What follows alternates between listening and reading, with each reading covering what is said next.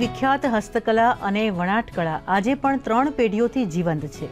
માધાપરના વણકર પરિવાર વિવિધ પ્રકારના યાન અને કચ્છી શોલ બનાવીને આ પરંપરાને આગળ વધારી રહ્યા છે.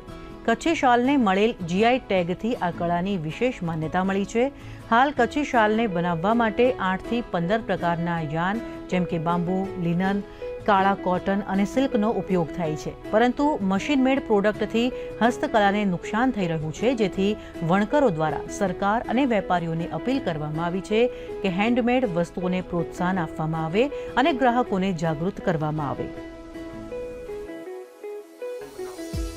હું ખાસ કરીને વાત કરું તો વધારે પૂરતું મારા કામની અંદર ઘણા બધા યાનના એક્સપેરિમેન્ટ કરી અને હું મારું પ્રોડક્ટ બનાવું છું. જેવી રીતે સ્ટોલની અંદર અત્યારે 8 થી 15 ટાઈપના હું યાન્સ યુઝ કરું છું. ધારો કે હેન્ડસ્પન કોટન આવે છે, કાલા કોટન આવે છે, હેન્ડસ્પન વૂલ આવે છે, પછી ટસર સિલ્ક આવે છે, બાંબુ આવે છે, લિનન આવે છે, બનાના આવે છે, તો દેશી ઊન આવે છે.